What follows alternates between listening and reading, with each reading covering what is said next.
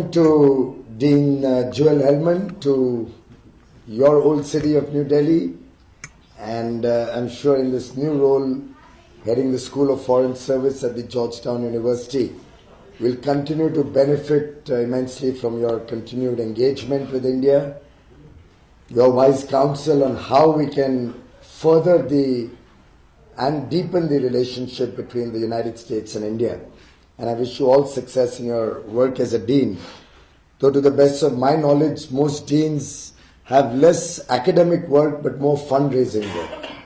And American colleges particularly, since I happen to know a few instances, I believe are very hard-pressed on the fundraising part for the scholarships that my good friend Shashi has probably extracted out of you for Indian students. But great to have Salman Bhai also here, somebody who led the foreign engagement of India for several years. In fact, when I was just trying to jot down that I don't make a mistake, I wrote Salman Khan immediately because you're so much in the news thanks to Rajdeep and all his colleagues. Are you accusing my colleague of hatred? No, I think he hit it right in the foreign service, and he did further strengthen India's engagement all over the world. He was an outstanding minister and a very dear friend. Shashi, of course, is probably one of the best orators India has ever produced, and his talk at Oxford not only went viral but is an inspiration for all of us. And when they asked me whether I would like to go first or let the conversation happen, for a moment I was tempted that let me talk and scoot before Shashi takes center stage. It's very difficult to match up to what Shashi can deliver in terms of oratory. But somebody who I believe stands out as a politician, who's willing to speak his mind, willing to hold on to a viewpoint, very often not necessarily aligned with the rest of the political establishment. And that's a very rare phenomena in Indian politics of today. But certainly, possibly also in good measure, the deep value systems that he has as a person and the work he's done internationally also to strengthen bonds of relation between various countries. Our colleagues in Parliament, Poonam Mahajan and Rajiv Gowda, again, both of whom are relatively new. I think Rajiv came in 2 or 3 years ago. 1 month after Modi. 1 month after? Modi. Oh, okay, so less than 1.5 years probably then. Poonam also, so you are both colleagues almost at the same time. But both of whom in their respective houses have truly excelled in terms of raising issues of substance, their delivery of various subjects, the deep study that they do before and research that they do before they talk in Parliament, and both politicians to watch out for in the days to come. Of course, the ever-vibrant Suhail Seth is here. And thank God you didn't try to put me up there with Suhail. I would have been in a total mess. But then I suspect this is his last time that he's coming to Georgetown University program. Because I didn't know Georgetown is going to serve Suhail Seth a cup of tea. Something he's not really used to. After 8 o'clock in the evening. We live in different times. Well, in a government program, certainly he would only have to settle for orange juice. But he expected far better when he accepted the invite to come for the Georgetown function. And I hope somebody will make up for it in the rest of the evening. We have some very illustrious thinkers, as Sureshji said, and writers and persons who, in some sense, hold all of us accountable and keep us on our toes, very importantly. Mr. Raj Chengappa, Mr. Venu is there, Rajdeep is here. And I suspect they play a very important role also because all the work that different establishments, different politicians and different civil servants do must be up for scrutiny, must be available with different perspectives to the people to judge for themselves. And in that sense, each one of them play very important roles. Of course, Rohan has gone away. Rohan is right here. Rohan and I did law together. And of course, he was a brilliant student. He topped the University of Mumbai when he did law. And very recently, when I was grappling with a very, very serious problem with the United States, by the way, on a WTO dispute, after all other lawyers had failed, it was Rohan who came up with a quick and excellent solution to help me resolve that problem. I'll be always grateful to you, Rohan, for that. Jay has led this initiative. I'm glad that I just met him very recently when I was at the Georgetown University attending a conference on raising investments for clean and renewable energy that Secretary Kerry had initiated. And I'd come into the Georgetown University for a bilateral with Secretary Energy Ernie Moniz. And I found that a very vibrant place, full of life. I saw the students around. Jay took me around a little bit. And I'm sure it must be a pleasure to study at the Georgetown University. And the School of Foreign Service will, I'm sure in the years to come, under your leadership, Dean, come up with some outstanding persons imbued with that Jesuit missionary zeal to serve international engagements and bring life into the way different countries work together. And I wish the university all success in that. And ladies and gentlemen who have come in this evening, very clearly, and if one was to look at the history of Georgetown University, over 100 years of working on a focused mission on foreign service. I think the university is more than 200 odd years old. And I was seeing your emblem. It really brings in probably memories of the good old times when America was just evolving as a democracy.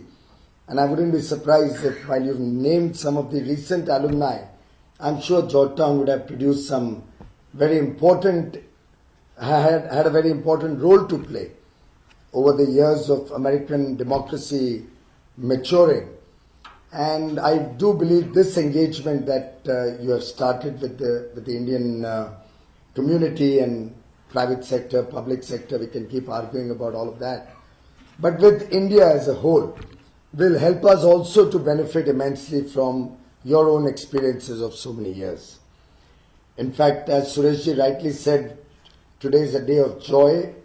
The Paris COP21 has come out with an outstanding agreement, as he rightly said. On the first look of it, it looks like an outstanding agreement. And the very fact that 1,600 points of dissent could converge into zero disparity of thinking is something very, very amazing in 10 days. Our good friend and very senior leader and deputy leader of the Congress in the Rajya Sabha, Shri Anand Sharma ji is here, former Commerce and Industry Minister, somebody who has actually been engaging all across the world on different issues related to commerce, and a very illustrious leader of the Indian polity. I think it's clearly evident after Paris that as the teams from the Commerce Ministry moved to Nairobi for possibly an even tougher negotiation at the WTO conference, there is a feeling amongst all countries, all stakeholders worldwide, that issues which the world is grappling on, issues related to terrorism, issues related to climate change, these are issues where there will have to be a shared responsibility, a shared concern. And we are all in it together. It's not as if it's one country's problem and not the others. It's something where big or small, right or wrong, everybody has to partner each other, everybody has to work together. And I'm glad that the final draft that has come out of Paris has largely taken on board almost all the concerns that India had raised.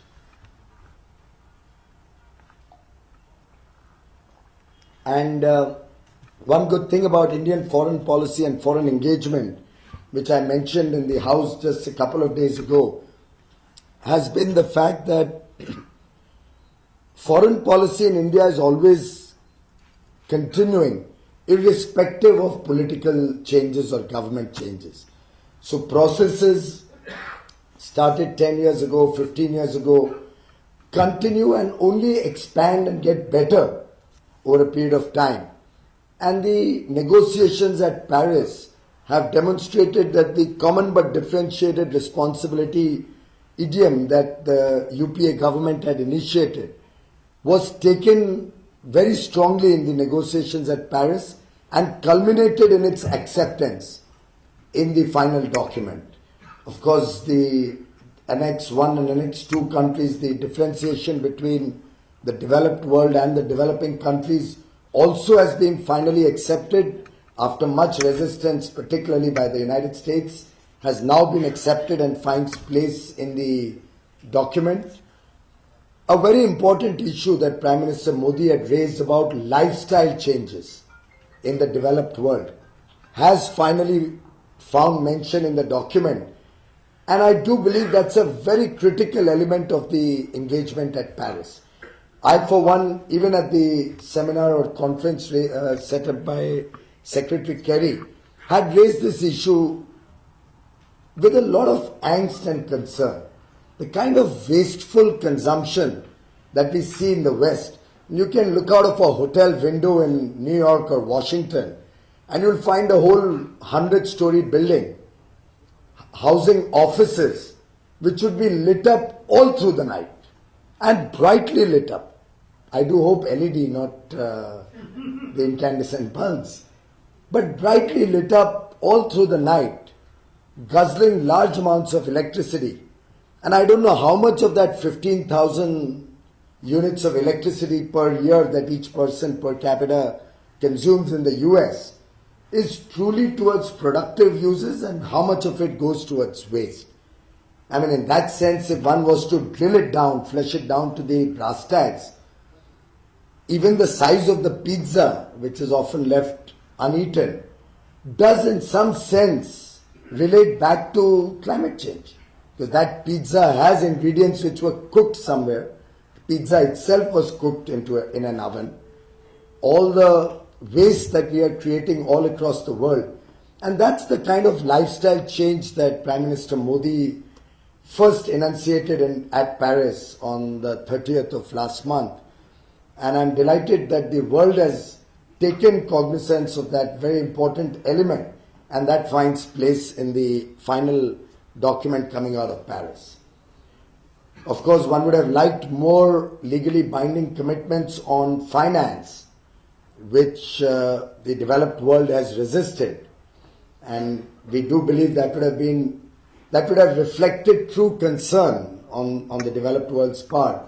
But sadly, that still remains a promise not delivered in the past. I do hope in the years to come it will find more delivery. Even though we in India believe, and as Prime Minister said, a clean planet, a better future for the next generation is an article of faith for him. We do believe, irrespective of what support we do get or we do not get from the rest of the world, India stands committed to play its role. And therefore, the renewable energy program that we have embarked on, it did not come under any pressure from anybody. It's something that was intrinsic to India's own energy security interests. It's something which we deeply and passionately believe in. And I'm confident in the next, now only 6.5 years left, we will achieve the 5x growth in renewable energy. That will possibly be the fastest ramp up anywhere in the world in the history of humanity in terms of bringing clean energy into the system. Well, Dean, there was a lot of talk about jazz music and how you first got introduced to it.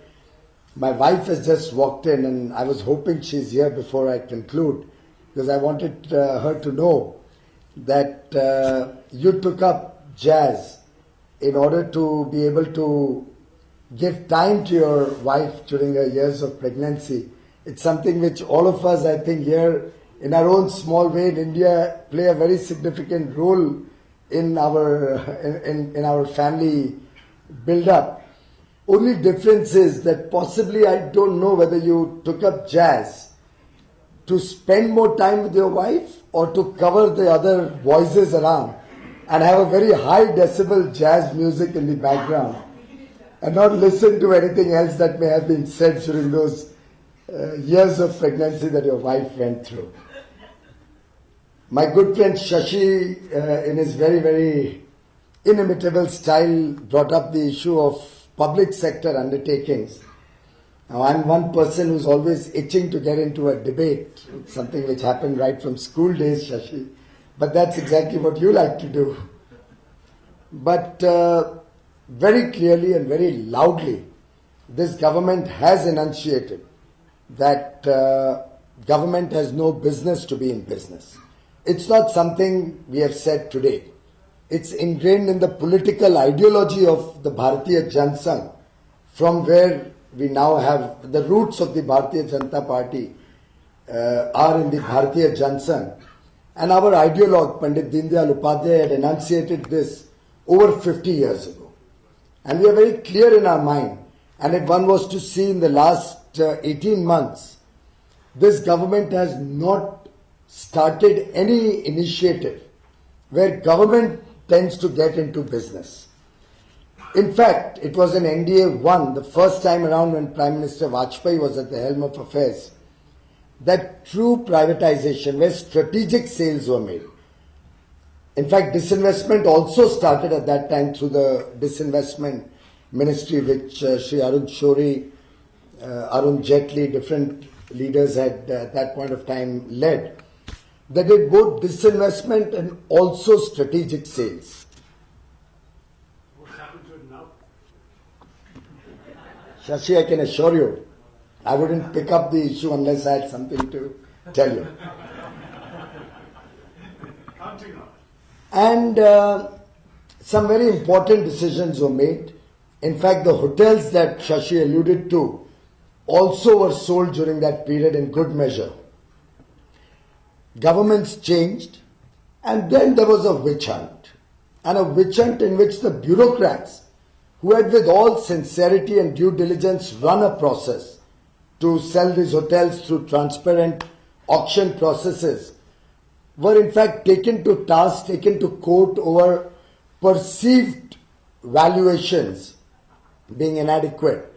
And in that process, over the last 10 years before this government came in, if one was to look back, there were absolutely no strategic sales in an entire decade. Because you had scared the entire bureaucracy into a shell where if they took bold decisions, you could be questioned. And it's therefore after Prime Minister Modi took charge, one of the first decisions that was taken was to amend the Prevention of Corruption Act and empower the bureaucrats so that decisions which are taken bona fide, decisions which don't have any element of malafide proven through a process of investigation, are protected under the law and cannot be questioned under the Prevention of Corruption Act. So we have approved that in the cabinet, we brought it before Parliament, and I do believe, unless that amendment is made to the PCA Act, particularly considering what happened in the last decade where bureaucrats were hounded, and very illustrious bureaucrats, people with impeccable integrity, were hounded. Unless that amendment of that act comes in, it's going to be very difficult for any bureaucrat, or for that matter any minister, Shashi, whether it's a UPA minister or a BJP minister, it does not matter, an NDA minister. Any public servant will find it very difficult to take such bold steps till that act is amended. I do hope you'll let Parliament function so that we can pass that amendment and start going in for faster rollout of the privatization program as distinguished from the disinvestment program. Privatization is truly only when strategic sales are made, and whether it's Balco, whether it's Hindustan Zinc, whether it's these hotels, whether it's IPCL, all of these are shining examples where decisions were taken, bold decisions, They led to a turnaround of PSUs, and I can assure you that once we have a more enabling framework approved by Parliament, which is before the House as we speak, this government stands committed to taking this process. Select committee. I'm aware of that. I'm aware of that select committee reference. I do hope it can take a quick decision and then we can move forward on that. In fact, talking about the private sector and public sector debate, I'd like to make a small submission, and it's nothing to do with my being in government today. It's been my view even before I joined government. On many debates, this question used to be raised about the role of public sector and the private sector. And even 5 years ago, one can look up my discussions maybe on television or wherever. And I've always consistently held it's not the ownership of an organization which determines whether it can do a good job or a bad job. And in some sense reflects what Dean Hellmund also mentioned today. It's vision and leadership that defines whether an organization will be successful or is destined to fail. It's not as if private sector airlines haven't failed and failed miserably at that. In any case, the Indian Maharaja was driven down into the ground in the last few years only. At one point of time, it was a profit-making company. And if one looks back, the last time it made a profit was when the leader at the helm of affairs was a person from the private sector. And over the years, as governments interfered more and more into the working of Air India, the airline, since you mentioned hotels and airlines, that's when the company started getting driven down into the ground. And then, of course, there's a lot of talk and a lot of books are written about what really happened over the last 10, 12 years, which have caused the kind of distress that we see today. But I still do believe nothing is lost. Good leadership, a strong, committed, honest and visionary leadership can still turn it around. Just like, if I may take a leaf out of my own ministry, just like Coal India Limited, which historically was a company growing in terms of production at 2%, 4%, was able to drastically change its performance, add 32 million tons of additional production, which is about 7% growth in the last year where we had 10 months in government, and in the current year, in the first 8 months, is already at 8.8% growth. It's the same company, the same people, the same team. Nothing has changed. The same Coal India which added 31 million tons in production from 2010 to 14, cumulatively over 4 years, was able to add 32 million tons in 1 year, 14-15. And this year will add 50 million tons and serve the country in a manner where from an era of shortages you've come into an era of surplus. So to my mind, it has nothing to do with the nature of ownership. The entire debate will have to be about the kind of leadership, the kind of autonomy, the kind of integrity and transparency in working, the kind of deliverables, mission and accountability that is held on the leaders at the helm of affairs, the way you monitor their performance. And in that sense, the public sector has a very important role to play, particularly in a developing nation. And if we did not have, let's say, a company like Energy Efficiency Services Limited, EESL, which has embarked on a massive mission to convert the entire country into LED lighting in 3 years. It's only a government company that could scale up to this level of expectation and drive down prices the way it has.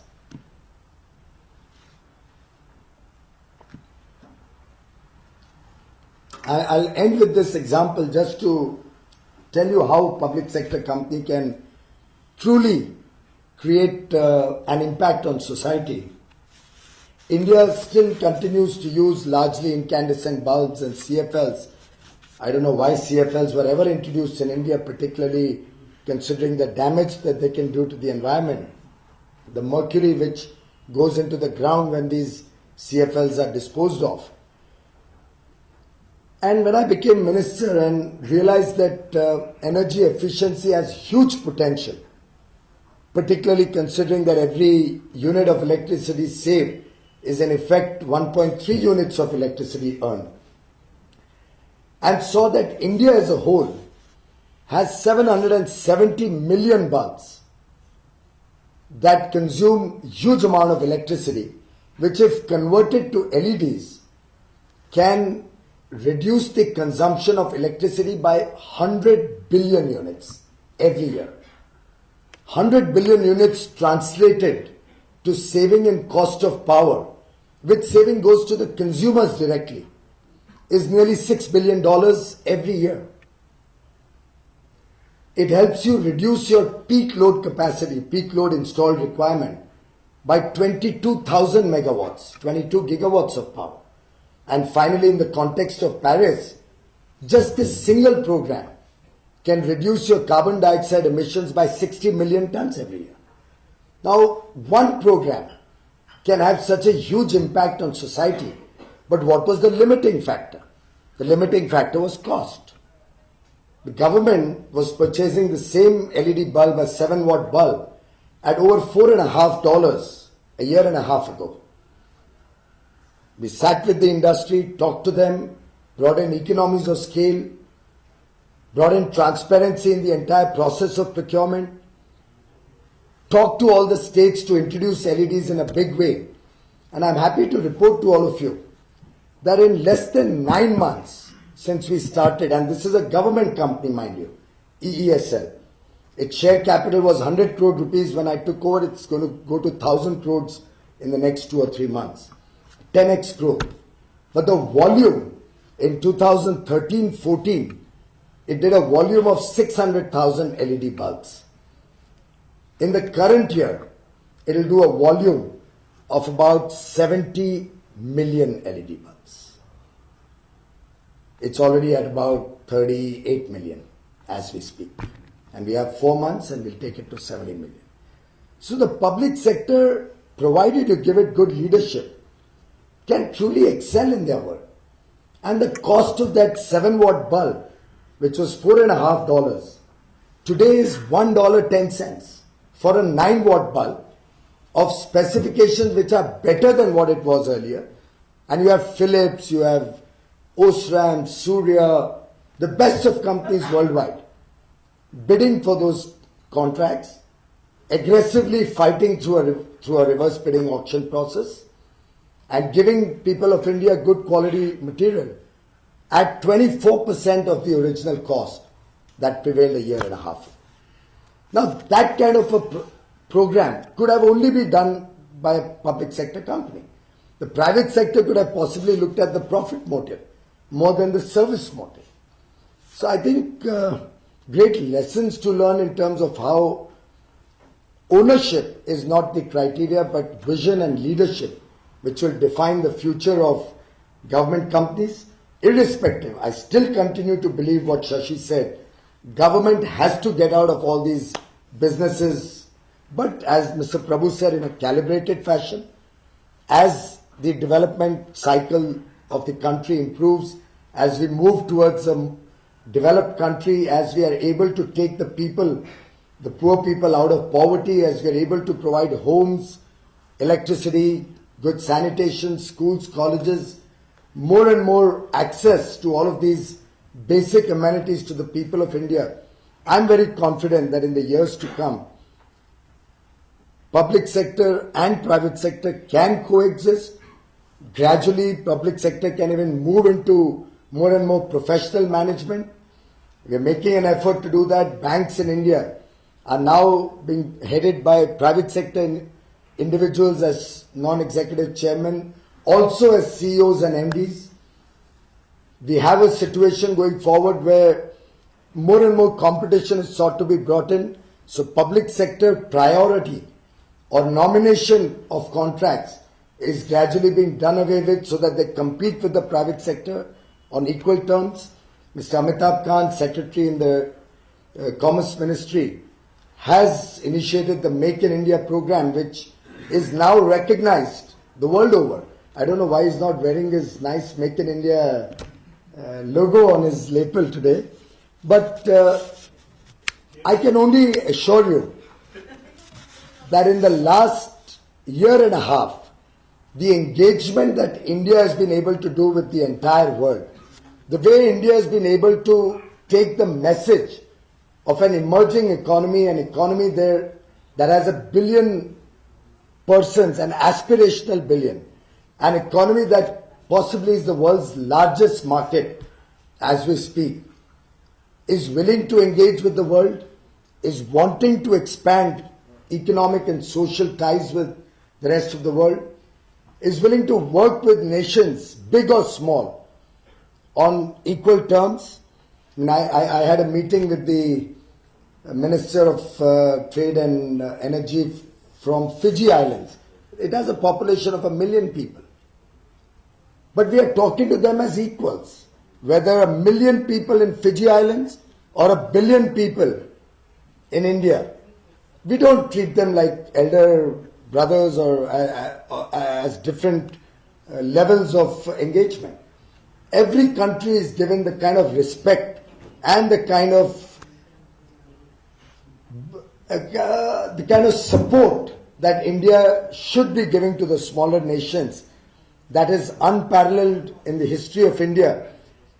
And the two recent initiatives, three rather I would say, the engagement with the Pacific Island countries, the 14 countries in Jaipur, the engagement with the 54 African nations in New Delhi, and finally the launch of the International Solar Alliance, of which I had the privilege of being a part on the sidelines of Paris. Soon, or rather as the plenary was going on, Prime Minister Modi and President Hollande launched the International Solar Alliance, something which is very dear to Prime Minister's heart, and where he has truly demonstrated that India can play a leadership role in international engagement and will continue to engage with the rest of the world in that spirit of shared responsibility and shared benefit for a better place and a better world to live in. Thank you very much for this great opportunity to interact with all of you. Thank you.